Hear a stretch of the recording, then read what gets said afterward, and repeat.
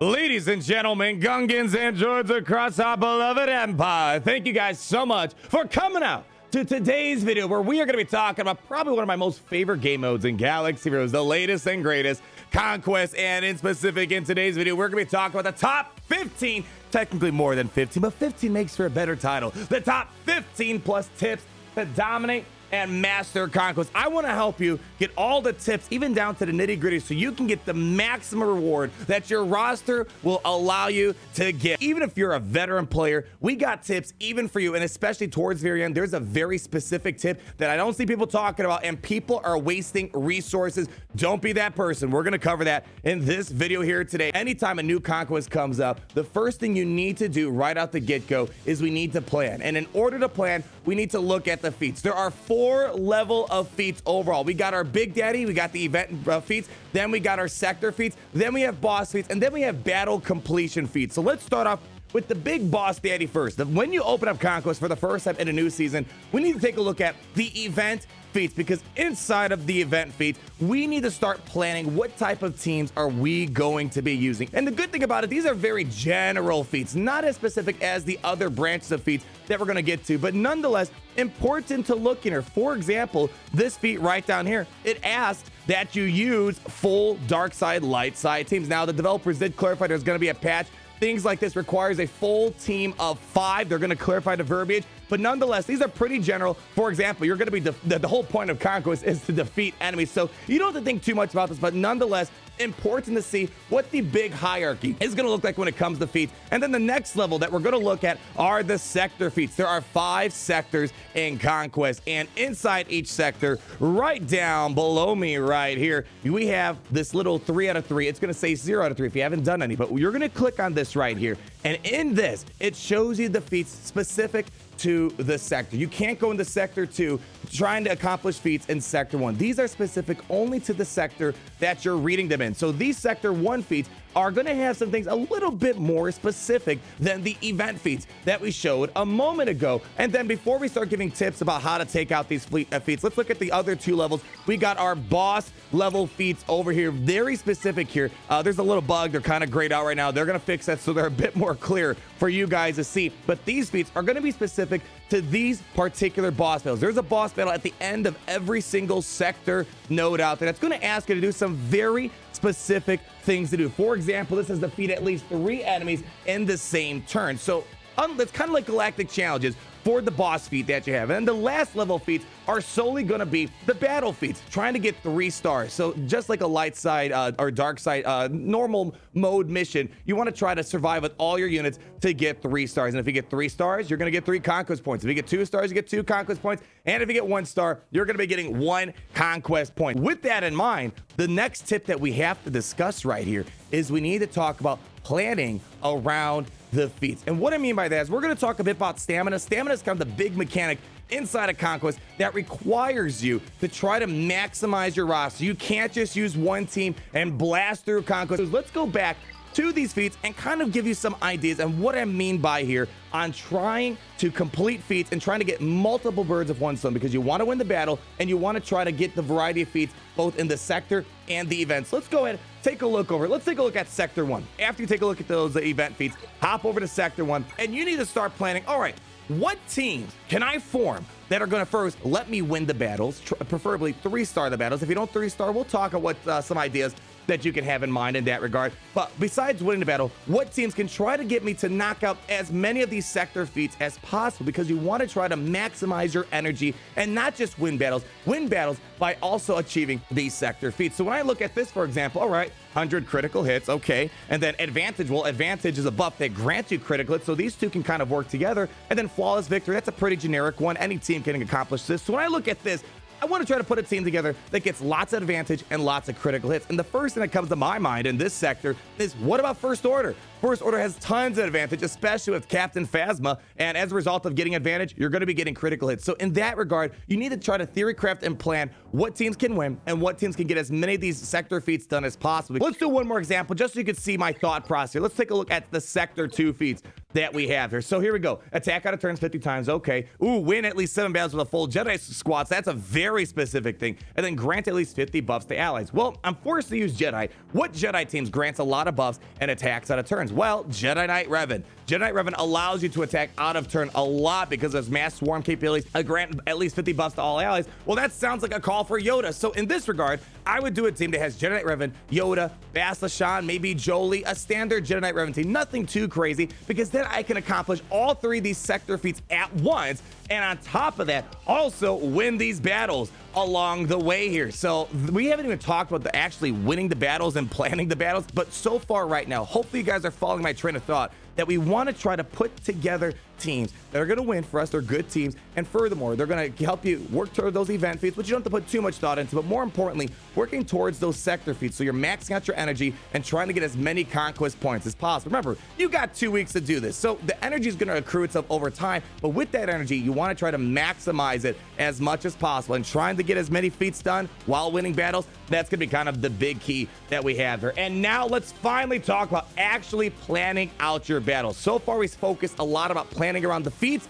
Let's start planning around the battles. When you're planning those teams to get those sector feats that we talked about a moment ago, you want to start finding battles that's going to help you maximize those feats and things that you can reasonably win and things that aren't going to be unnecessarily difficult, because you want to make sure you win those battles in the end. So as you're planning along, if there was a Darth Revan with Malik and Bastila there, why go for that team up there when this team has Genos, and that's going to be a little bit more manageable to acquire? Or same thing here. If there was a General Anakin Skywalker 501st team up here, and then you had this First Order team down here, why go for the General 501st team unless there was some specific feat in mind? Again, if you build a team, you plan with those feats, try to find the battles that's going to help you win those as easily as possible. Don't worry if you don't get 3 out of 3 for these battles right away. Sometimes we get hung up on being perfect. If you only got 2 out of 3, you would redo the battle right here and now.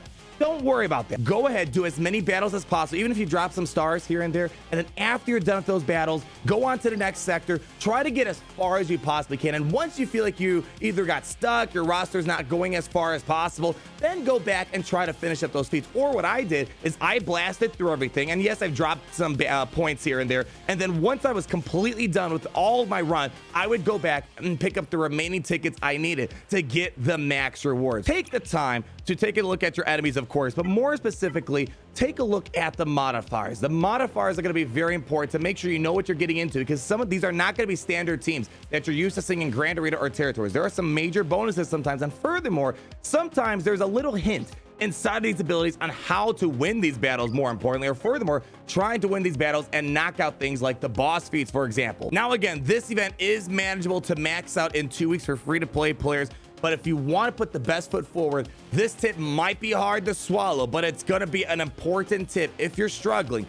Before you go into battle, if you're finding that your other teams in the game are not as strong as your main team you're used to, I would recommend trying to remod before battles to put your best foot forward, so that way you aren't losing out on energy. Now, I understand mod management is atrocious in this game, so I understand if you don't do this, but still, nonetheless, it is a tip. I would recommend remodding, especially for big boss battles. If you're finding a struggle, possibly you need to remod your team, or check out the data disc and consumables, which we'll talk about soon. Now, these next batch of tips we have for you is in regards to stamina. The main thing to kind of work around in Conquest is stamina. It's a mechanic we have never seen anywhere else in Galaxies, where the more you use your teams and characters, the less viable they become over time, and they need to take a break to rejuvenate their stamina back. Now, every time you enter battle and you successfully complete a battle, we'll make sure I explain that in a moment, you're going to be losing 10% of your character's stamina. Me personally, I've noticed, even with some of my great characters in normal mode, once we got to 50, 40%, you start noticing a big drop off. So again, if you want to make sure you're not losing out on energy and losing battles, I would recommend don't use characters that are under 50% stamina. And remember, character stamina will rejuvenate 1% every 30 minutes or 2% every single hour. This is not a game mode that needs to be rushed inside of 1 day. When a character or a team hits 50% stamina, go on to the next team and start using their stamina. Now, here's an important tip when it comes to stamina that not a lot know about. If the battle's going not too well for you, don't just finish the battle, forfeit it. Back out. When you back out of a battle, you do not lose any stamina whatsoever. However, you will still lose the energy, and if you had consumables equipped you will end up losing those, but at least you can use your characters all over again and not have to use a weaker character that has less stamina after an unsuccessful attempt. And this is incredibly important when you're going back, for example, to try to get 3 out of 3 or try to redo a boss feat, for example. Go into battle, and if you're noticing you're not about to get that boss feat completed, just back out. Why lose the stamina for no reason? Or if you're trying to get a 3 out of 3, why go into battle and then complete it and still not get 3 out of 3? Back out, try it again. Now here's a fun little pro tip. When you're trying to wrap up those sector feats or those event feats overall, I recommend going and finding a battle that is so extremely easy to wrap up those sector and event feats. There's no reason to go into a hard battle for no reason. You can pick any battle to finish up a sector feat or event feat. So if you came across like an easy Phoenix team or an easy Old Republic team or easy Ewok team, just go in and keep playing that same battle over and over again until you get the remaining of those sector and event feats accomplished. Now, of course, one of the biggest ways to work around stamina is have a bigger roster, have more characters, have more teams at your disposal. That's the easiest thing to do. This tip that I have for you right here is try to use powerful characters that have the ability to solo teams out there. Now, this will depend if you're working towards those event feats. For example, this season, we had an event feat that required you to have a full 5 of a light side team or a full 5 dark side team. Well, this tip's not going to be as helpful, but if you're done, for example, with those feats that require a full 5 team, what I recommend is take advantage of powerful characters that can solo. Like, for example, Kylo Ren. He's able to solo a Cartho Nasi team because it's better to just use one character that is able to complete a battle and only use one character stamina versus wasting a full team of 5 characters. That is how you're going to maximize your roster going into battle, only using one character at a time instead of 5. Things like Malik, things like General Anakin Skywalker, things like Kylo Ren, they could solo so many teams on their own, very similarly to Grand Arena out there. We got to talk about data cards and consumables. As you're progressing along throughout your sectors, you're going to come across a variety of areas that allow you to either visit a wandering merchant, or you can possibly visit areas that give out data discs out there. This is extremely important, especially for people that don't have big rosters or a lot of gear on their characters. If you can make sure you maximize data cards and consumables, you're going to supercharge your roster. Data cards and consumables are basically like hacking Star Wars Galaxy Heroes, making your characters crazy fast, crazy powerful, crazy durable. This is going to be the way to max out your resources as well as maxing out the rewards possible. Even with a small roster, data cards and consumables need to be used. I don't think you can do Conquest without data cards and consumables, to be honest. So I guess the first thing to bring up is, as you're traveling along, what do you pick? Do you pick a data disc or do you pick a wandering scavenger? Because sometimes you're gonna have to choose between them and you only can pick one path out there. Here's what I would recommend. When you're starting off, you really want to start trying to get as many data discs as possible, because data discs, to clarify the difference, data discs have no time limit to them. They can be used for the whole entire duration of the conquest, whereas consumables are for only a couple of battles, 2 battles, 1 battle, 3 battles, 4 battles, whereas data discs are going to last as long as possible until you decide to unequip them and put something else in its place. So what I recommend you do is, when you're starting off, especially in the first sector, you want to try to get as many data discs as possible to quickly maximize your roster's viability. So once you build up a very good portfolio of data discs, I recommend at that point, start making the Wandering Scavenger a higher priority, especially if they have consumables. I wouldn't worry too much about giving Wandering Scavengers a higher priority if they have gear. Of course, if you need that gear, go for it. But in my opinion, the 2 most important things is to try to get as many good data discs, get as many good consumables, because that is what's going to help you get the maximum reward possible for your roster. Wandering Scavengers with gear is probably the lowest priority. And then once you got a good data card and once you got a good data disc portfolio going on, I especially recommend giving high priorities to the Wandering Scavengers that have consumables, that have a variety of boosters, and especially stim packs. The reason why I recommend giving Wandering Scavengers with the consumables a higher priority is because you might want to go back and visit those merchants to rebuy stuff that you maybe didn't need at the time, but now that you're farther along, you're like, man, I wish I had some more stim packs. Man, I wish I had some med packs. I recommend trying to unlock as many Wandering Scavengers that give you access to these med packs and other consumables. And keep in mind, you only are allowed to have a maximum of 12 points for your data disc capacity. And another tip I suppose to put out there is there are different rarities when it comes to your data disc. For example, purple is going to be your legendary, green is going to be your rares, Blue is going to be your uncommons, and then you have your grays, which are going to be common. And depending on the rarity, they're going to take up more of your data disk capacity, and some will have multiple levels. Like, for example, here's an uncommon Decay Terminator. This one's a blue, which lets you remove 8% of an enemy's Terminator, and this one allows you to pull 5%, and it's the same thing, Decay Terminator, but it's a common one. Now, you might be asking, which are the data cards to get? And it's kind of hard to give a general blanket answer because it depends on the feat you're chasing after. It depends on what your roster and characters are like. But of course, there are some very obvious ones that are very good. Like, for example, Booming Voice is an amazing one, but it does take up 4 slots. And as you see, I can't equip it because then I'm going to be over my 12-point limit. But let's say you want to add Booming Voice. How do you remove stuff? It's fairly simple. You go ahead